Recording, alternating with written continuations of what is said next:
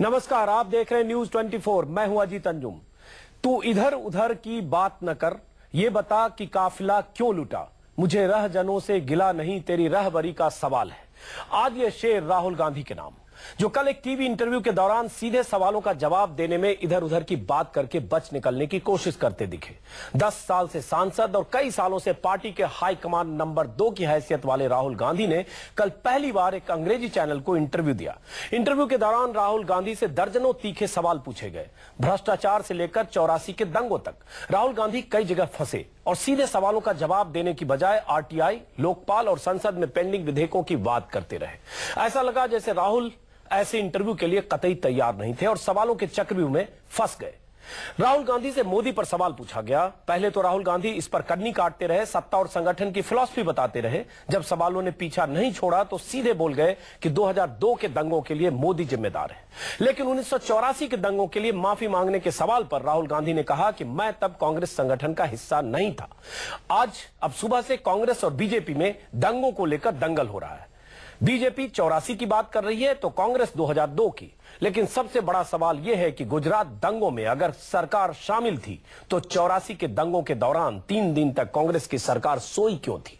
सवाल यह भी है कि राहुल ने 84 के दंगों पर माफी तो नहीं मांगी, पर मोदी के दाग दिखाकर यह बहस जरूर छेड़ दी कि क्या दंगों के हथियार से ही 2014 की लड़ाई जीतेगी कांग्रेस। और मोदी भी राहुल गांधी की तरह क्यों नहीं करते मीडिया के तीखे सवालों का सामना। इसी मुद्दे पर बात करेंगे अपने मेहमानों से। लेकिन देखिए क्या कहा राहुल ने और क्या कहा बीजेपी ने। Party has consistently wanted to put Mr. Narendra Modi on the back foot on the Gujarat riot. He says the courts have given me a clean chit. The Gujarat riots took place, people died. Mr. Narendra Modi was in charge of Gujarat at that point. I'm blind because I saw. Television पर दिए पहले interview में राहुल गांधी ने नरेंद्र मोदी के अतीत के पन्ने खोले तो अपने कमांडर के उत्कर्ष की आसमानी उम्मीदें पाले बैठी बीजेपी की तरफ एक बार फिर गुजरात दंगों के दाग उछाल दिए। 56 इंच का सीना फुलाकर खुद से विकास की इमेज चस्पा कर मंच से 2014 की जंग के फलसफे गढ़ते मोदी की 12 साल पहले वाली फाइल खोल दी राहुल ने। सीधे कह दिया कि 2002 दंगों के लिए मोदी ही जिम्मेदार थे। हालांकि मोदी पर दो टूक जवाब देने से पहले राहुल सियासी दर्शन का व्याख्यान देते रहे, सिस्टम को अपने नजरिए से परिभाषित करते रहे, खुद में अर्जुन का अक्स देखते रहे, सियासी बहस और महत्वाकांक्षा के कई सवालों को टालते रहे, सिख दंगों पर माफी मांगने से कतराए, कुछ सवालों पर अटके, कुछ पर असहज भी हुए। How is Mr. Modi responsible for it? He was chief minister in Gujarat. Your prime minister has apologized for the riots, expressed deep regret. Will you do the same? First of all, I wasn't involved in the riots at all. I mean, it wasn't that I was part of it. On behalf of your party? I think the riots were not, as all riots, were a horrible event. बेशक पहले ही TV interview में राहुल गांधी ने 1.5 घंटे तक सवालों की बौछार झेली, लेकिन मोदी की उड़ान को पंख लगाने वाली बीजेपी गुजरात दंगों के भूतहा वार से बौखला गई। मोदी की तरफ से जवाब देने के लिए कवच कुंडल के साथ निकले बीजेपी के नेता और राहुल के ज्ञान पर ही सवाल खड़े करने लगे। उनका पूरा जो साक्षात्कार था वो उनकी और उनकी सरकार की जिम्मेवारी से भागने, सच्चाई से भागने, झूठ का सहारा और मुझे बहुत दुर्भाग्य से कहना पड़ता है उनके अज्ञान और अक्षमता दोनों का परिचायक था। अब जरा यादाश्त पर जोर डालिए, मोदी से जुड़े अतीत के कुछ दृश्यों का दीदार कीजिए। देखिए आज साहस का परिचय पत्र लेकर घूमते मोदी की भ्रिकुटी कैसे दंगों के सवाल पर तन जाती थी। That you regret the killings that happened. Why can't you say that maybe the government should have done more to protect the Muslims? What I have to say, I have said at that time, and you can find out my statements. You're allowing an image that is contrary to the interest of Gujarat to continue. It's in your hands to change it. I'll have to rest for a water. Yeah. दोस्ती बनी रहे, अपनी दोस्ती बनी रहे। You came here. एक सवाल पर रेस्ट मांगने लगते, पानी पीना पड़ता, भाव भंगिमा बदल जाती। सवाल पूछने वालों से दोस्ताना संबंध बनाए रखने के लहजे का मर्म कैमरे पर साफ पता चल जाता। अपनी दोस्ती बनी रहे। एक वाकया तो ये भी हुआ कि अप्रैल 2009 में एनडीटीवी के पत्रकार रहे विजय त्रिवेदी ने जब मोदी से दंगों पर प्रश्न पूछा तो पत्रकार को ही पैदल कर दिया मोदी ने। रैली स्थल पर हेलीकॉप्टर से उतार दिया और विजय त्रिवेदी जैसे तैसे अहमदाबाद पहुँचे। भाइयों बहनों, अब अतीत की मदान्धता का यही मूर्त रूप आज मोदी से सवाल पूछ रहा है। सवाल ये कि मंच से बड़े बड़े गुब्बारे फुलाने वाले मोदी राहुल की तरह क्यों नहीं करते मीडिया का सामना और चुभते सवालों से क्यों भागते हैं बीजेपी के PM in waiting. Bureau report, news 24।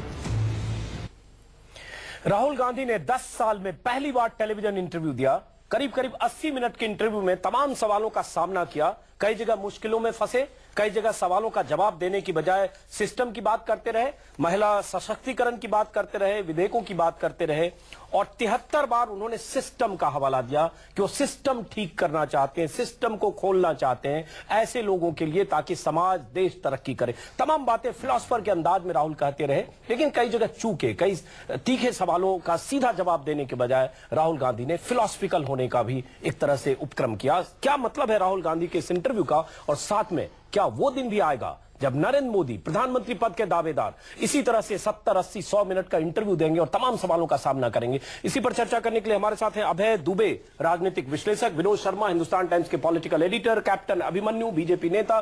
कुछ मिनट में हमारे साथ होंगे शमशेर सिंह, रणदीप सिंह सुरजेवाला, उनसे भी हम बात करेंगे। लेकिन सबसे पहला सवाल विनोद शर्मा।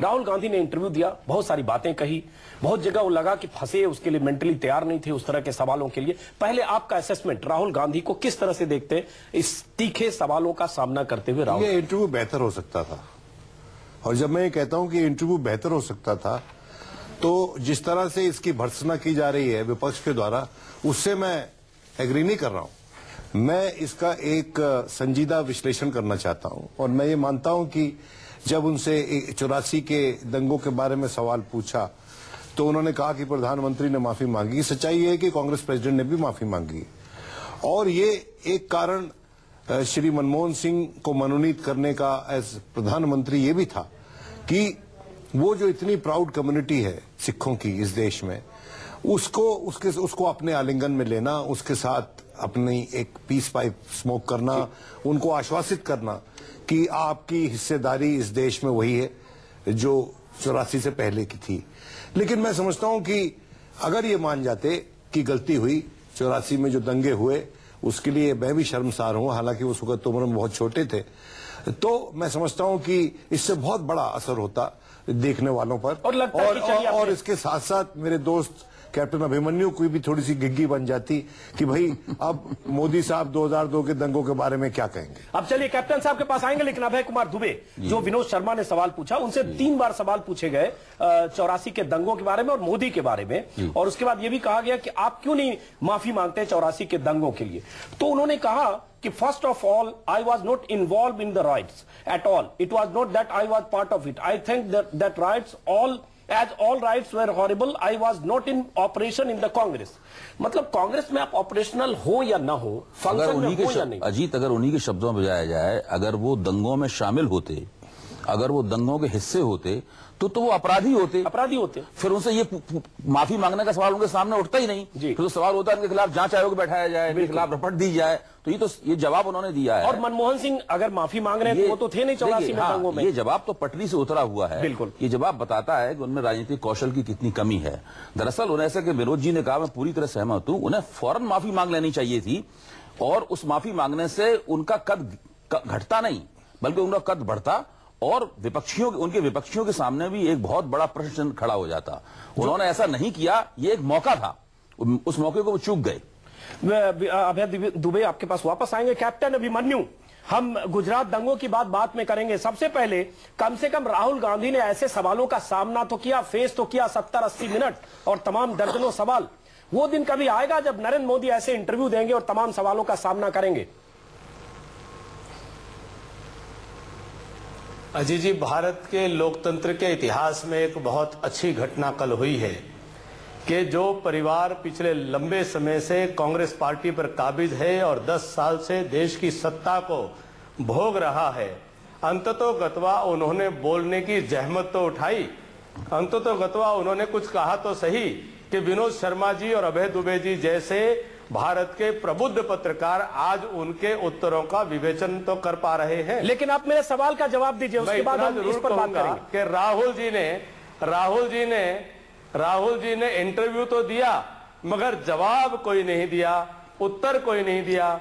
जहां तक नरेंद्र मोदी जी का प्रश्न है, उन्होंने अपने पूरे राजनीतिक जीवन के अंदर कोई भी ऐसा विषय नहीं है कि कोई विषय उनके बारे में उठा हो, उन्होंने उसका उत्तर नहीं दिया हो, भले इंटरव्यू ना दिया हो, लेकिन हर प्रश्न का उत्तर उन्होंने चाहे सार्वजनिक मंच के माध्यम से, कैप्टन अभिमन्यु, चाहे जनता के बीच में दिया, कैप्टन अभिमन्यु पर या किसी और भी इंटरव्यू के माध्यम से। कैप्टन अभिमन्यु, रैली में स्पीच देना एक डिफरेंट है, मोनोलॉग होता है, एक नेता आता है 40 मिनट 60 मिनट 80 मिनट बोलता है, सामने दर्शक देखते, वंदे मातरम का नारा भी लगता है। अब सवाल उठता है, 2 तस्वीरें हमने दिखाई अभी अपनी स्टोरी में कि एक इंटरव्यू करण थापर ने किया, तीसरे सवाल में उनकी, दूसरे सवाल में तबीयत खराब हुई, रेस्ट मांगने लगे, तीसरे सवाल में उन्होंने पानी पिया और कहा मैं बहुत खुश हुआ, आप आए, दोस्ती बनी रहे। दूसरा एग्जांपल, एनडीटीवी के एक पत्रकार थे, अहमदाबाद से अमरेली के बीच जहाज में उन्होंने तीसरा सवाल पूछा, हेलीकॉप्टर से रैली स्थल पर उतारा, रैली में भाषण दिया और हेलीकॉप्टर लेकर उड़ गए और जाते हुए कह गए हमारी ये आखिरी मुलाकात है। तो ये 2 इंटरव्यू सामने है और जहां दंगों का सवाल आया, मोदी ने किस तरह से बर्ताव किया, ये क्या कहता है कैप्टन साहब? अजीत जी, महत्वपूर्ण विषय यह है कि मोदी जी ने हर प्रश्न का हमेशा उत्तर दिया। कभी भी कोई प्रश्न, कोई सवाल उठा हो, उसका उन्होंने उत्तर नहीं दिया। ऐसा आप एक भी उदाहरण नहीं दे सकते जिसका उन्होंने जवाब न दिया हो। विषय ये नहीं है कि वो अजीत अंजुम जी को इंटरव्यू दें या न दें, विषय ये है कि किसी भी प्रश्न या किसी भी सवाल को जो उन पर उठाया गया हो, उसका वो उत्तर नहीं, तब तो स्नूप गेट का उन्होंने 3 महीने से कोई जवाब नहीं दिया। ज्यादा महत्वपूर्ण फिर तो जासूसी कांड का 3 महीने से कहीं कोई जवाब नहीं दिया। विनोद शर्मा, देखिए कैप्टन साहब, एक तो मैं आपसे गुजारिश करना चाहता हूं कि ये राहुल गांधी ने भले ही कैसा इंटरव्यू दिया हो, लेकिन अपने सबसे भीषण क्रिटिक को दिया है वो इंटरव्यू। तो आप जरा मेरी सिफारिश कर दीजिएगा मोदी जी से, मैं उनका सबसे प्रगाढ़ क्रिटिक हूं, मेरे को वो इंटरव्यू दें, और अगर देंगे तो मैं बहुत प्रोफेशनली करूंगा और कभी वो हैरान नहीं होंगे। लेकिन सवाल वही होंगे, सवाल तो नहीं पूछेंगे ना, अपेक्षित सवाल होंगे, दंगों पर नहीं पूछेंगे, अपेक्षित सवाल होंगे। अब इसका मतलब कोई भी निकाल लें। अब रही बात कि मोदी जी ने किसी मतलब रूबरू नहीं हो रहे लोगों से। देखिए, मैं समझता हूं कि नरेंद्र मोदी के पास वो एक्सपीरियंस है, उसके पास वो एडमिनिस्ट्रेटिव एबिलिटी है, उसके वो वाकपटु हैं, वो अब एक अच्छे वक्ता बन चुके हैं, 30 बरस का उनका एक्सपीरियंस है, उससे ज्यादा का एक्सपीरियंस है। राहुल गांधी का तो सिर्फ 10 बरस का है। तो अगर वो मैदान में उतरेंगे तो ठीक रहेगा। कब तक आप लोग उनकी पैरवी करते रहेंगे? अब उसने बोल दिया कि 2002 के लिए मोदी जी रिस्पॉन्सिबल हैं, वो स्वयं जवाब नहीं दे रहे, आप दे रहे हो, क्योंकि अगर वो स्वयं जवाब देंगे तो लिपट जाएंगे उस कंट्रोवर्सी में। जवाब नहीं दे रहे हो। रणदीप सिंह सुरजेवाला के पास जाना पड़ेगा, जवाब दीजिए कैप्टन साहब। विनोद जी, आपके इस सवाल का जवाब नरेंद्र मोदी ही नहीं, आपके इस सवाल का जवाब गुजरात की जनता बार बार दे चुकी है। आपके इस सवाल का जवाब एसआईटी की रिपोर्ट दे चुकी है। फिर तो 84 के बाद कितने चुनाव कांग्रेस जीत चुकी है आपको पता होगा। फिर तो उस आधार पर अगर तय करेंगे कैप्टन साहब, तो 84 के बाद कितनी बार कांग्रेस जीती है? आप कानून के राज को नहीं मानते, आप न्यायालय के निर्णय को नहीं मानते, आपने जो अपने कमीशन बैठाए सरकार ने उनकी रिपोर्ट को नहीं मानते, तो आप वही बातें सुनना चाहते हैं जो आपने अपने मन में धारी हुई है। तो माफ कीजिएगा, आपके ही प्रश्न का उत्तर नहीं देंगे। जी चलिए आपके पास दोबारा आते हैं रणदीप सिंह सुरजेवाला। एक हम लोग बात ये कर रहे थे रणदीप सिंह सुरजेवाला जी कि क्या यह मुमकिन नहीं था कि राहुल गांधी से जब पूछा गया दंगों को लेकर, 84 के दंगों को लेकर, गुजरात के दंगों के लिए, तो उन्होंने सीधा सीधा कह दिया गुजरात सरकार जिम्मेवार थी। 84 के दंगों के लिए प्रधानमंत्री माफी मांग चुके हैं, कांग्रेस अध्यक्ष भी एक तरह से दुख व्यक्त कर चुकी हैं, तो राहुल गांधी को कहने में क्या हर्ज था? अंजुम साहब, मैं इस बात का जवाब दूंगा, केवल एक लाइन में कहना चाहूंगा उससे पहले। श्री राहुल गांधी ने अपने जो प्रखर आलोचक हैं उनको दिए गए अपने इंटरव्यू में प्राकृतिक तौर से इस देश का एक बहुत बड़ा विजन जो उनके मन में है उसकी चर्चा की कि किस प्रकार से हमें न केवल सिस्टम को बदलना परंतु पूरे प्रजातांत्रिक संस्थाओं को बदलने की आवश्यकता है। भ्रष्टाचार और महंगाई और अन्य विषयों की उन्होंने चर्चा की। मुझे नहीं कारण मालूम कि हम केवल एक सवाल को लेकर ही क्यों चर्चा कर रहे हैं। मेरा आपसे अनुरोध है, आप वरिष्ठ पत्रकार हैं, कि आप बाकी विषयों पर भी जो राहुल जी ने इस देश के विजन के बारे में चर्चा की, कभी ये चर्चा अवश्य जरूर करेंगे। जहां तक प्रश्न है आपके जरूर करेंगे सवाल। वैसे राहुल गांधी अपने स्पीचेज में एआईसीसी में भी ये सारे विजन कहते रहे, जिस पर हम लोग काफी चर्चा करते रहे। जी, मैं आपके पॉइंटेड सवाल आपने क्योंकि पूछा उसका जवाब बहुत सादर से देना चाहूंगा। रणदीप जी का सुझाव बहुत अच्छा है, मैं उनके सुझाव का समर्थन करता हूं। लच्छेदार केवल बातों से, मैं कप्तान साहब की बात सुन रहा था, उन्हें ना चाहिए केवल लच्छेदार बातों से और प्रायोजक किए गए इंटरव्यू से जैसा आदरणीय मोदी जी करते हैं बात स्पष्ट नहीं हो सकती। श्री राहुल गांधी ने स्पष्ट ये कहा कि देश के प्रधानमंत्री डॉक्टर मनमोहन सिंह, श्रीमती सोनिया गांधी स्वयं 1998 में 1984 के दंगों के लिए खेद प्रकट कर चुके हैं। उनकी ये भावना केवल इतनी थी कि जब 1984 का ये दुखद पूर्ण हादसा हुआ तो श्री राहुल गांधी उन दिनों राजनीतिक जीवन में नहीं थे। नहीं, तो प्रधानमंत्री 84 में अगर मनमोहन सिंह माफी मांगते हैं, कांग्रेस ने बार-बार ये कहा। एक मिनट सुरजेवाला जी, अपनी राजनीतिक विरासत के लिए भी लोग माफी मांगते हैं। मनमोहन सिंह नहीं थे प्रधानमंत्री, ना कांग्रेस फंक्शन में थे। सोनिया गांधी उस समय एक तरह से राजीव गांधी, आप क्या हैसियत थी आप जानते हैं, राजनीति में उनकी हैसियत नहीं, हाउसवाइफ की तरह थी। तो सवाल उठता है, राहुल गांधी अगर पार्टी के हाईकमान हैं, प्रधानमंत्री के उम्मीदवार हैं, तो माफी मांगने में कोई हर्ज नहीं है। आप कई बार डायरेक्ट हो, यह जरूरी नहीं है कि आप उस समय क्या थे। अंजुम साहब जी, अंजुम साहब, मैं आपकी बात स्वीकारता हूं। मैं केवल ये कहना चाहता हूं, श्री राहुल गांधी जी ने भी ये कहा कि देश के प्रधानमंत्री और कांग्रेस की अध्यक्षा स्वयं 1998 में और उसके बाद देश के प्रधानमंत्री 1984 के दंगे बहुत दुखदाई थे, निंदनीय थे और जितने कड़े शब्दों में उनकी भर्त्सना की जाए वो सही है और ये हो चुका है। उन्होंने सिर्फ ये कहा कि वो एक राजनीति का काल था और उसके बारे में प्रधानमंत्री और कांग्रेस अध्यक्षा कह चुकी हैं। चलिए, उनकी भावना इसके विपरीत नहीं, उनकी भावना इसके साथ है। चलिए, सिर्फ उन्होंने ये भी कहा कि उन दिनों वो राजनीतिक जीवन या सार्वजनिक जीवन के सदस्य नहीं थे, जो एक सच्चाई है। चलिए, रणदीप सिंह सुरजेवाला आपके पास आएंगे। कैप्टन साहब आप कुछ कहना चाहते हैं? कप्तान साहब अपनी तरह से इंटरप्रेट कर सकते हैं। कैप्टन साहब आप कुछ कहना चाह रहे हैं?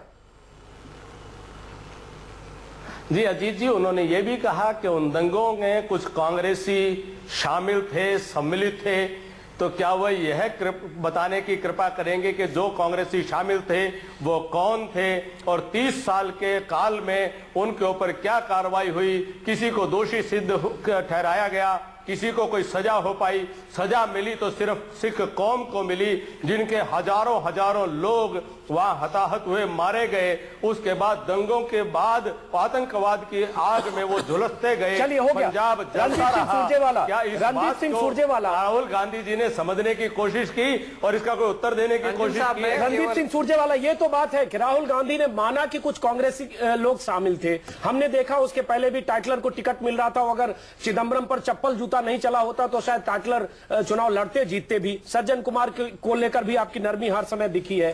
तो राहुल गांधी के मानने से और कांग्रेस के लोग अगर शामिल थे तो क्या फर्क पड़ा? किसी को सजा तो मिली नहीं। अंजुम साहब, एक तो मैं आपके दर्शकों को, और आप और अभय जी और आदरणीय शर्मा जी बहुत वरिष्ठ पत्रकार हैं, 414 लोग अब तक 1984 के दंगों में दंडित हो चुके हैं 3171 में से। अगर कांग्रेस के कुछ नेता सम्मिलित थे तो खोखर और यादव दोनों को सजा भी हो चुकी और बाकी के, देखिए कप्तान साहब, ये भारतीय जनता पार्टी के लोग धैर्य क्यों नहीं रख पाते, जरा सुनिए तो सही। और अगर उनमें से कई कांग्रेस के नेताओं को सजा हुई है और कईयों को अपने राजनीतिक करियर खत्म करने पड़े हैं। मैं एक बात और याद दिलाना चाहूंगा, शर्मा जी और दुबे साहब को याद भी होगा, केवल ऐसा नहीं है कि केवल कांग्रेस के नेता बयान दिया था कि जब एक बड़ा पेड़ गिरता है, बीजेपी के नामी गिरामी नेता समेत उनके जो अटल बिहारी वाजपेयी साहब के चुनावी एजेंट थे, उनके खिलाफ भी एफआईआर, गांधी जी पर कार्रवाई, उनके खिलाफ भी मुकदमे चल बड़ा रहे पेड़ हैं। गिरता है। भारतीय जनता पार्टी आप लोगों के मैं एक उदाहरण आपको देना चाहूंगा, मुझे पता है अब कप्तान साहब मुझे बोलने नहीं देंगे, वो केवल इस पूरे मामले को केवल एक नाम आप सुन लीजिए और शर्मा जी और दुबे साहब को याद होगा, राम कुमार जैन साहब हैं जो 1980 में श्री अटल बिहारी वाजपेयी जी के चुनावी एजेंट थे। उनके निवास से 87 हरिनगर से अटल बिहारी वाजपेयी साहब का चुनावी कार्यालय चलता था। उनके ऊपर एफआईआर नंबर 315 ऑफ 1992 दर्ज है। गांधी जी ने ये मैं आपको 15 नाम और चलिए रणदीप सिंह सुरजेवाला, चलिए उस पर 84 पर बात करेंगे तो बहुत लंबा जाएगा। हो सकता है आप लोग चार्जशीट और एफआईआर बाकी सुनाने लगे। एक मिनट रुकते कैप्टन साहब, रुकते सुरजेवाला, रणदीप सिंह सुरजेवाला आपके पास वापस आऊंगा। क्या मोदी जी 1993 एक के लिए माफी मांगेंगे? नहीं, 2002 के लिए वो माफी मांगेंगे? रणदीप सिंह सुरजेवाला सुरजेवाला बताएंगे कि 27 फरवरी 2002 को कार सेवकों की हत्या होती है। रणदीप सिंह सुरजेवाला आपके पास वापस लौटूंगा स्टूडियो में बाकी मेहमानों से। क्यों ये विश्व हिंदू परिषद सवाल ये 84 और 2002 का नहीं है, इन दो की बात करते हैं तो दोनों के बीच दंगल होने लगता है। ये आप 84 का निकालते 2002। एक मिनट कैप्टन साहब, आरोप लगाने की कोशिश की। कैप्टन साहब, अध्यक्षा ने उनको मौत का सौदागर तक कहा। कैप्टन साहब, जनता ने सबक सिखाया, न्यायालय ने निर्णय दिया। चलिए कैप्टन साहब आएंगे आपके पास। उस सब के बावजूद भी आप अपना प्रलाप बिल्कुल कैप्टन साहब, एक मिनट हम फिर मीडिया पर आते हैं, थोड़ा वो हमारे लिए अहम सवाल है। राहुल गांधी ने इंटरव्यू दिया, बहुत सारी बातें कही, उनकी एक पोस्टरिंग थी, जो कुछ कहा कई बार लगा कि शायद उस सवाल के लिए उस तरह से तैयार थे या नहीं थे, एक अलग मुद्दा है वो भी। लेकिन क्या मोदी को ऐसे सवालों का सामना करते समय चिढ़ क्यों होती? हम उस माइंडसेट पर बात जरूर करना चाहेंगे कि क्या ऐसा होता है कि मोदी से अगर करण थापर इंटरव्यू करते हैं, बीच इंटरव्यू में बंद करते हैं, राजदीप सरदेसाई इंटरव्यू करते हैं, 2 सवाल के बाद कहते हैं आगे बढ़ो आगे बढ़ो आगे बढ़ो, एक पत्रकार को हवाई जहाज से उतार देते हैं, कहते हैं आखिरी मुलाकात है, और सेलेक्टिव इंटरव्यू देते हैं उसी को जिनसे कंडीशनल इंटरव्यू होता है, क्या पूछे क्या ना पूछे। देखिए ये जो आपने मोदी के दोनों उदाहरण दिए, ये उदाहरण थोड़े से पुराने हैं जी, और उस वक्त के मोदी में और आज के मोदी में थोड़ा सा फर्क है। मतलब जी, आज का मोदी पहले से कहीं ज्यादा लेस है, मतलब पहले से कहीं ज्यादा वक्तृत्व कुशल है। और सिर्फ थोड़ा सा जोड़ूंगा कि इस चुनाव में भी, विधानसभा चुनाव के समय में भी 2 बड़े पत्रकारों का इंटरव्यू मैंने देखा, सद्भावना यात्रा के दौरान भी 4 इंटरव्यू देखे, हर इंटरव्यू में दंगों पे चुप हो जाते हैं, 5 सेकंड की चुप्पी के बाद इशारा करते हैं अगला सवाल। टेंट्रम ये हुआ कि वो भाग नहीं जाते हैं, माइक नहीं खोलते, लेकिन चुप्पी होती है। तो देखिए वो तो एक कमजोर क्षण है ही। न्यायालय के विचाराधीन मामला था। एक मिनट कैप्टन साहब, एक मिनट कैप्टन साहब, एक मिनट धैर्य रखिए, आपके पास आएंगे। आप भूल रहे हैं, आप परिप्रेक्ष्य भूल रहे हैं। कैप्टन साहब, कोई भी परिप्रेक्ष्य में सवाल पूछना हमारा हक है, धैर्य रखिए। दुबे जी को बोलने दीजिए। वो तो मोदी के राजनीतिक जीवन का एक सबसे कमजोर क्षण है, और वो सवाल उनसे बार बार पूछा जाता रहेगा, यहां तक कि अगर वो भारत के प्रधानमंत्री बन जाते हैं, अगर बन जाते हैं तब भी वो सवाल उनसे पूछा जाएगा। उनसे सवाल केवल हम ही लोग नहीं पूछते, और उससे केवल सेकुलर लोग ही उनसे सवाल नहीं पूछते, उनसे तो अमेरिका भी सवाल पूछता है, विश्व जनमत भी ये सवाल पूछता है। और उस घटना के कारण उनके ऊपर जिस तरह के दाग हैं मोदी के ऊपर, जिन प्रश्नों से वो घिरे हुए हैं, उन प्रश्नों का जब तक वो ठीक पूरी तरीके से जवाब नहीं, केवल ये मानना कि हमें फलानी जगह से क्लीन चिट मिल गई है, उधर क्लीन, इससे केवल काम नहीं चलने वाला है। तो देखिए अब वो वक्त आ गया है जबकि नरेंद्र मोदी को बाकायदा एक प्रेस कॉन्फ्रेंस करनी चाहिए। वो कब करेंगे, क्या करेंगे, ये तो मैं कोई राय देने वाला नहीं होता हूं, मैं तो केवल एक विश्लेषण कर सकता हूं। उनको एक प्रेस कॉन्फ्रेंस करनी चाहिए। बहुत दिनों से वो प्रधानमंत्री पद के उम्मीदवार के तौर पर एक बहुत ही सुनियोजित और अत्यंत खर्चीली और चमक दमक भरी चुनावी मुहिम चला रहे हैं। अब वो एक पूरी राष्ट्रीय प्रेस कॉन्फ्रेंस करें, उसमें राष्ट्रीय और अंतर्राष्ट्रीय प्रेस का सामना करें और उनसे सवाल पूछे जाएं, तब फिर पूरी बात साफ होगी और देश के सामने पूरी तरीके से निकल के आएगा कि राहुल गांधी में और नरेंद्र मोदी में कितना फासला है। मुझे तो लगता यह है कि वो वक्त आ गया है और अब उन्हें प्रेस कॉन्फ्रेंस में कर देनी चाहिए। विनोद शर्मा, मुद्दा यही है, जैसे कैप्टन साहब ने कहा कि कोई भी ऐसा सवाल जिसका जवाब नहीं देते, लेकिन जासूसी कांड है, एक सवाल तो है और वो सवाल हवा में है, सबूत के साथ है, जांच की बात है, आप जवाब दीजिए। आप क्यों ऐसे सवालों के जवाब से बचते हैं? ये कौन सी स्थिति है मोदी के लिए? देखिए, मैं समझता हूं कि उससे उनकी पर्सनैलिटी जो है उस पर सही रिफ्लेक्शन नहीं होता है। उनको ये बात समझनी चाहिए और मैं ये बात सीरियसली बोल रहा हूं, as a critic of Modi नहीं बोल रहा हूं। देखिए, देश में जो भी प्रधानमंत्री पद का उम्मीदवार बनता है उसको, इस राष्ट्र को अधिकार है एक मैग्नीफाइंग ग्लास के नीचे रखकर उसको नापे तोले ठोके बजाए कि वही ये सही ऑल्टरनेटिव है कि नहीं है। ये सिर्फ मोदी साहब का मामला नहीं है, ये मामला हर उस नए नेता के साथ होना चाहिए। अमेरिका में प्रेसिडेंशियल रेसेस के दौरान लोगों को प्रेसिडेंशियल रेस से छोड़ के बाहर निकलना पड़ा है क्योंकि वहां के जो पत्रकार हैं वो बड़ी पैनी नजर से उन पे नजर रखते हैं। गैरी हार्ट एक बड़ा मिसाल है। जब यहाँ पर राइज कर रहे थे विश्वनाथ प्रताप सिंह, उस वक्त गैरी हार्ट को प्रेसिडेंशियल रेस से बाहर निकलना पड़ा और मैंने पूछा विश्वनाथ प्रताप सिंह से कि हम तो आपको मैग्नीफाइंग ग्लास के नीचे रख ही नहीं सकते। तो उनका क्यों? मैं कहा हाँ भी तो अनडिक्लेयर्ड सेंसरशिप है। कहते क्यों? मैं कहा अगर मैं आपके खिलाफ कुछ लिखूंगा तो लोग कहेंगे कि आप तो धीरूभाई अंबानी के पेरोल्स पे हैं। तो देखिए ये जो कैरेक्टर असैसिनेशन पत्रकारों के साथ होती है वो आज भी चल रही है, और मैं समझता हूं कि ये इस देश में लोकतंत्र के हक में है कि नेता सवाल फेस करें, उसका जवाब दें, जैसा भी जवाब दें। और ये अच्छी प्रथा राहुल गांधी ने शुरू की है, इस हद तक ये इंटरव्यू बड़ा अच्छा है। और रही बात 84 की और 2002 की, कैप्टन साहब और सुरजेवाला साहब, मैंने दोनों दंगे कवर किए हैं।